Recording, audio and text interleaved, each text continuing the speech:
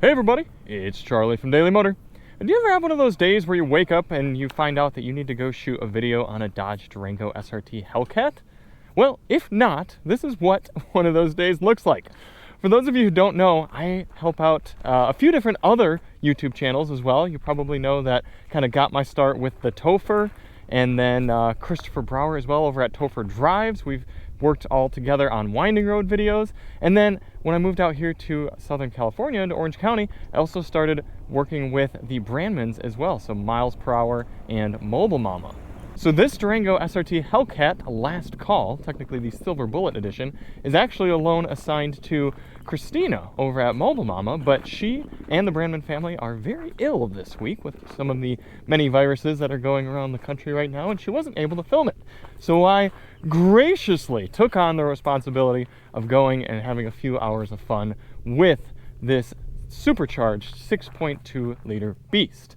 And it worked out pretty well because admittedly, this is the type of car that I enjoy driving, but I don't exactly enjoy covering and reviewing because it's $115,000 and it's not that relevant to most people. I right now have a Civic Hybrid at home, the red hatchback, of which you'll also see on the channel probably around the same time, and that's about $30,000 and is much more applicable to most viewers and shoppers, if you will.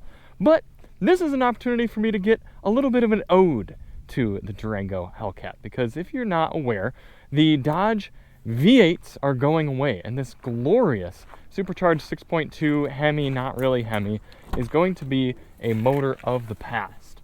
And I don't really have to explain to you why that's a shame, but that's what we're going to talk about a little bit today in the video, and sort of compare some of the high performance SUVs and vehicles that we've been getting that are electrified versus something so borderline rudimentary. Even though this is still a very high-tech power plant, the basic core technology is old school compared to what we're seeing on a lot of the new car market. So this is still a 6-seater high-performance family hauler mobile.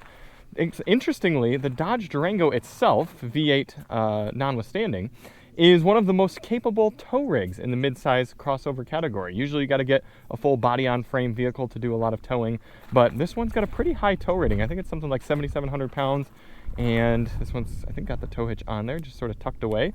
So if you need to carry people and things, but you don't want to necessarily have a full-sized SUV, the Durango is still a pretty decent option for you. Getting on in, we see these beautiful Napa leather seats with the SRT Hellcat badging. Ah, yes, the whole vehicle shakes to life as that engine slowly revs up and down. We get a very nice Uconnect system here. Uconnect is actually one of my favorite infotainment systems.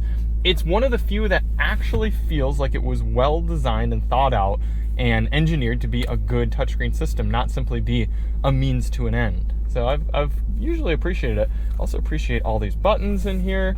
Appreciate a lot of the clever little caverns for things.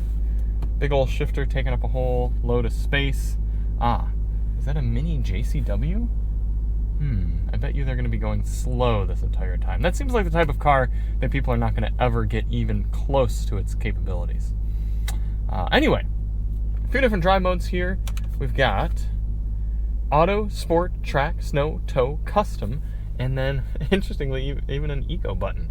And within that, you can further customize your transmission, paddle shifters, all-wheel drive, stability control, suspension, and steering. I'm going to go straight to Sport right now. Throw it into drive, and go for a little cruise. A little 700 plus horsepower cruise.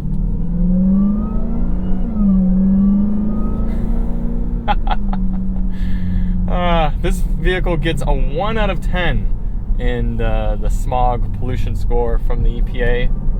Terrible fuel economy.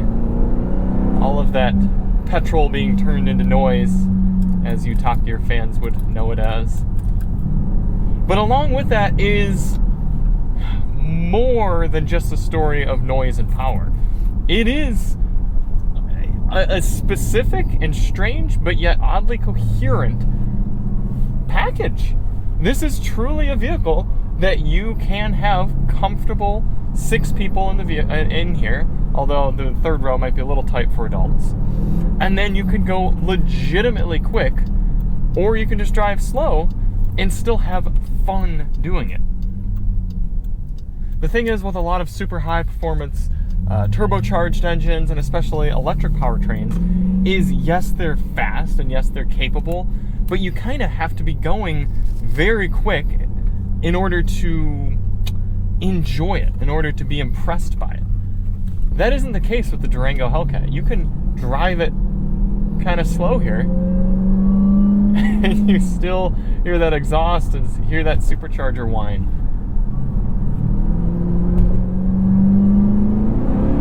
Ooh, that was about a third of throttle, and it gave us a downshift and started yanking away. Oh, that's cool. That's really cool.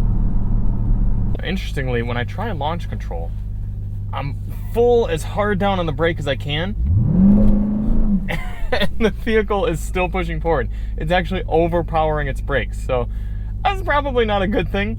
I don't know if the vehicle's designed like that. It's got 4,700 miles of journalist miles, which means it's been abused very hard. So I think maybe the brakes should be checked out. But either way, you don't exactly need launch control in order to just get a good launch with the car, because it's all-wheel drive, and it simply pulls. Oh my gosh. That 1-2 shift was hard. There's no other car on the market that does it like this. And the only other ones that make similar noises and sensations are also V8s made by Dodge. Or Ram, I suppose.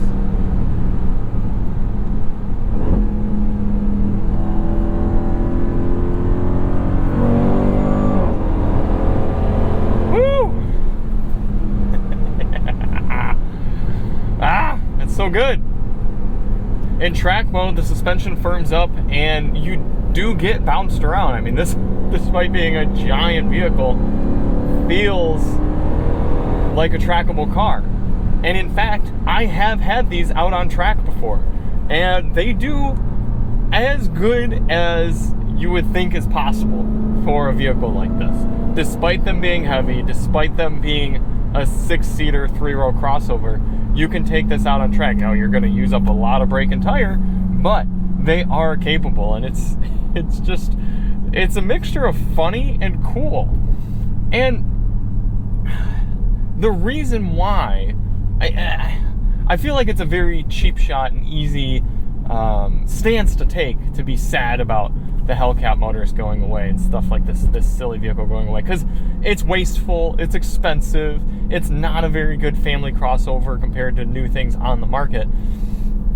But the disappearance of this powertrain in this sort of vehicle to me is similar to the disappearance of fun colors in new vehicles. I mean, look around us as we drive by. You're going to see a mixture of grays, blacks, and whites in most of the cars that pass us. And yes, I know that fun colors aren't as easy to sell or as universally appealing,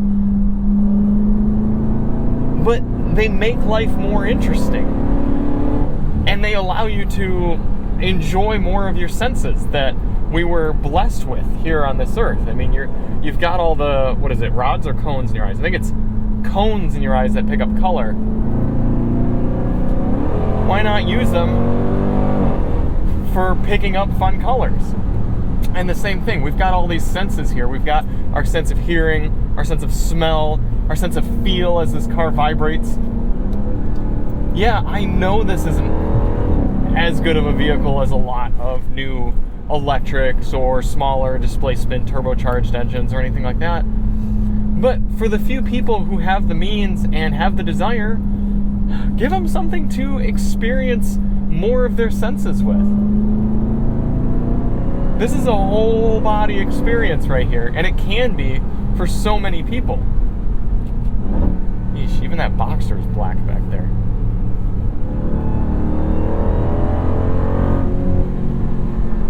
So I understand in my head why this car is going away, but my heart is sad because I understand that it's just the next step in conformity that we're going through in our consumer world.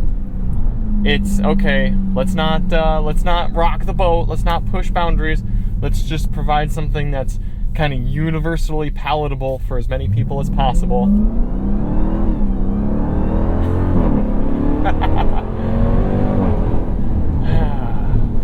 And it's sad because this is a car that you essentially can't drive and not remember. It leaves an impact, and that's so cool.